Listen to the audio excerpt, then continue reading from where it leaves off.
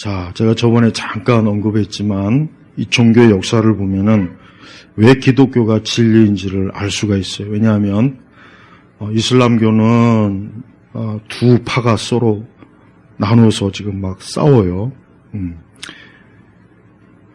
그리고 불교는 저번에 제가 이전에도 몇 번 얘기했지만 우리가 알고 있는 이런 불교는 전부 다 우리식으로 얘기하면 기독교가 그냥 신천지나 여호와의 증인으로 된 거예요. 이제 그게 마치 정통 만약에 우리가 지금 한말 가정을 해요. 만약에 역사의 초기에 교리적인 노선을 한순간 까딱 잘못됐으면 우리가 만약에 지금 신천지나 여호와의 증인이나 몰몬교나 우리가 그걸 정통으로 지금 믿고 이렇게 열심히 신앙생활 하면 생각해 보세요.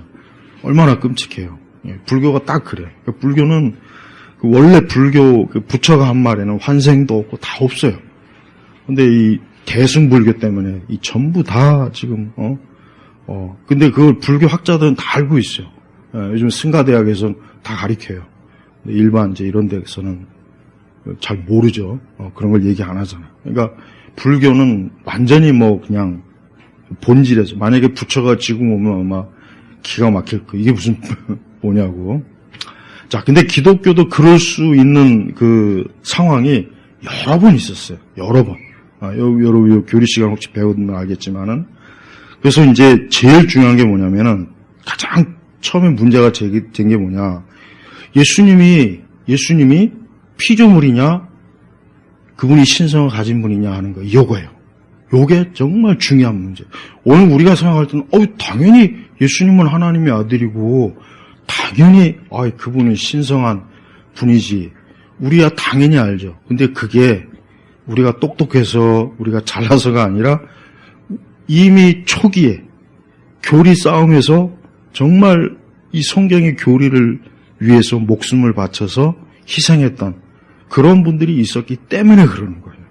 만약에 그때 한 발자국만 이쪽으로 갔으면은 우리는 오늘 여호와의 증인처럼 예수님은 하나님의 아들이지만 피조물이야. 그래서 그분은 시작이 있어. 이렇게 우리가 지금 믿고 있다고 생각해봐요. 얼마나 기가 막힌 일이에요. 근데 성령 하나님께서는 고비고비마다 하나님의 바른 말씀의 교리가 어긋나지 않게 그래서 여러분 루터 종교개혁도 엄청 만약에 종교개혁이 없었다면 우리도 저 마리 앞에 가서 이러고 있고 향 피워놓고 난 끔찍해요. 난 그 천주교에 차라리 절에 다니겠어. 난 차라리 절에 가면 산속에서 얼마나 공기라도 좋지. 그러니까 루터와 우리 칼빈 그분의 그 종교개혁이 얼마나 대단한 건지 우리가 알아야 돼요. 그러니까 성령 하나님께서 그렇게 안 해주셨으면 오늘 우리는 행위로 우리도 역시 불교처럼 다른 종교처럼 행위로 하나님 앞에 어떻게든지 선행을 해서 내 천국에 들어가야지 별짓 다 했을 거 아니에요. 오죽했겠어요? 근데 하나님의 성령께서는 하나님의 진리가 그렇게 되도록 놔두지 않은 거예요. 그래서 오늘 이제 나와 아버지는 하나이다. 자, 325년에 이제 니케아 종교회의가 일어났어요. 근데 그때 무슨 문제가 있었냐면 말 그대로 예수님이 하나님의 아들이신데 이분이 하나님의 아들로서의 신성을 가진 분이냐 아니냐. 그러니까 예수님이 영원 전부터 계셨고 영원히 계신 분이냐 아니면 예수님이 시작이 있는 분인데 영원한 분이냐. 요거예요. 요게 아무것도 아닌 것 같은데 굉장해요. 그러니까 라틴어에서도 너무 비슷해요. 호모우시오스하고 호모이우시오스. 요 차예요. 요 단어 하나가 만약에 호모이우시오스로 만약에 딱 돼버렸다. 그러면 우리는 이제 전부 다 여호와의 증인이 돼버리는 거예요. 이제. 이 325년의 니케 회의 때 그 당시에 우리 기독교 그 당시에 신학자들과 목회자들이 모여서 이 문제를 가지고 엄청나게 신학 토론을 했어요. 그래서 누구의 손을 들어줬습니까? 아다나시우스. 그분의 손을 들어준 거예요. 그래가지고 예수님은 동일 본질. 니케아 나중에 이제 신조가 작성이 되지 않습니까? 예수님은 동일 본질, 그러니까 하나님과 같다. 하나님 같은 분이다, 예수님은. 근데 이 아리우스는 어떻게 주장했냐? 그게 아니라 유사 본질이다. 그러니까 하나님과 비슷하긴 하지만 하나님과 완전히 일치하지 않는다. 요거 가지고 니케아 종교회의 때 엄청나게 막 그걸 가지고 교리적, 종교적 막 그냥 아주 피 터지게 한 거예요. 근데 감사하게도 어때요? 아다나시우스가 승리한 거예요. 근데 우리가 뒤에서 볼 때는 아니 뭐 당연한 건데, 근데 그거 그렇지가 않아요. 그래서 이걸 알아야 돼요. 우리가 이제 여러분 요즘 뭐 교리 그 역사 배우잖아요. 우리 앞서서 우리 그 초기 기독교가 우리는 언뜻 생각하기에 이제 많은 분들이 이런 생각을 하는 거예요. 처음부터 교회가 이렇게 형성이 됐고 처음부터 말씀이 다 깨달아지고 그게 아닙니다. 처음에는 사도들이 말씀을 가르쳤고 그 다음에 이제 속사도, 사도들의 제자, 그 다음에 교부. 그러니까 이런 순서로 성경 말씀이 어때요? 하나 가르쳐진 거예요. 그러니까 오늘 우리가 알고 있는 이 기독교 지식이라는 게 만약에 초대교인이 오늘 우리하고 대면서 얘기한다면 우리가 훨씬 더 성경에 대한 지식이 더 많아요. 왜? 그만큼 역사에 쌓이면서 하나님의 말씀의 지식, 교리적 지식이 쌓여진 거예요. 그러니까 이런 과정을 거친 거란 말이에요. 그러니까 하나님께서는 그러니까 모든 교리는 이단들 때문에 정리가 된 거예요. 그러니까 모든 교리는 전부 다 이단들 때문에. 그래서 골로새서나 갈라디아서도 벌써 봐요. 초대교회 이단들이 오니까 바울이 안 되겠구나. 이거 이단들이 예수 그리스도의 그 기독론이라든가 또 그런 것들을 바울이 바로 잡아준 게 그래서 골로새서나 갈라디아서, 로마서도 마찬가지고 다 그래요. 그러니까 우리가 예수님이 오늘 나와 아버지는 하나이다 했단 말이에요. 그러면은 이 하나라는 게 정말 예수님이 하나님과 같은 신성에 있어서 동일 본질이냐, 아니면 뭐냐, 예수님이 하나라고는 하지만 그건 그냥 의미상 하나고 사실은 예수님이 성부 하나님에 비해서 좀 떨어지는 분, 좀 성능이 떨어지고 성분이 떨어진다, 뭐 이제 예를 들면 그런 분이냐, 이제 그걸 얘기하는 거야. 근데 이 아리우스가 당시에는 굉장히 영향이 있는 사람이었어요, 사실은. 아리우스는 상당히 사실은 아다나시우스보다 훨씬 더 영향이 있었어요. 모든 면에서. 그러니까 이 아다나시우스가 이 교리적 논쟁을 할 때 쉽게 한 게 아니에요. 굉장히 어렵게 했어요. 오히려 처음에는 아리우스가 훨씬 더 지지하는 자가 많았고 그쪽을 옹호하는 사람들이 많았다고요. 더 많았어요, 사실은. 그러니까 이 아다나시우스가 이래가지고는 큰일 나겠구나. 이래가지고는 우리 주 예수님의 그 신성한, 그 하나님의 아들의 그 거룩한 신분이 잘못하면은 변질되겠다 해가지고 정말 피나는 교리적 그 싸움을 통해서 이겨낸 거라고요. 만약에 그냥 아다나시우스가 뭐 나만 잘 믿으면 되지, 뭐 남이야 뭐 믿던 그 내 알 바 아니야 이랬던 거 어떻게 되겠습니까? 거의 모든 기독교가 다 전부 다 어때요?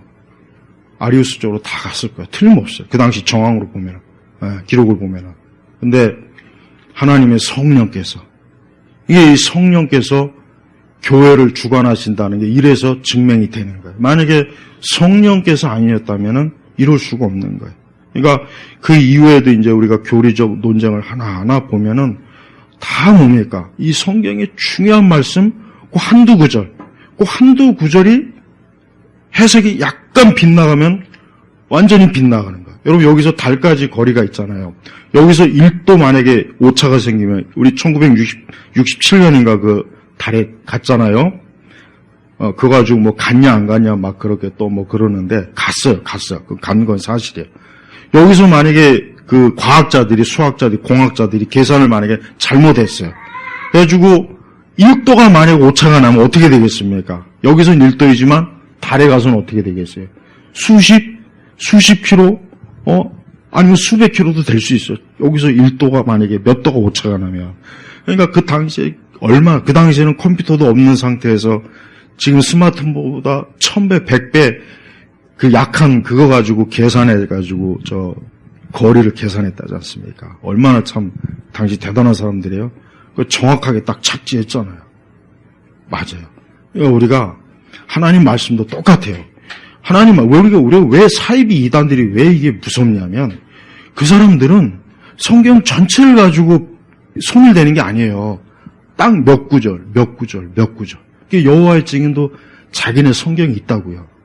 이런 정통 성경 가지고는 이 교리적 싸움을 못하니까 자기네 성경을 가지고 어때요? 야, 여기 성경이 이렇게 돼 있다. 자기네 성경이니까 그렇게 돼 있겠지. 근데 우리는 어때요? 그게 아니라 이거다. 그러니까 우리가 결국은 예수님이 피조물이냐 하나님이냐 요거예요. 요거. 예수님이 피조물이다. 이러면 우리는 예수님을 통해서 구원받을 수 있습니까? 못 받죠. 그러니까 이 논쟁이 굉장히 중요한 거예요.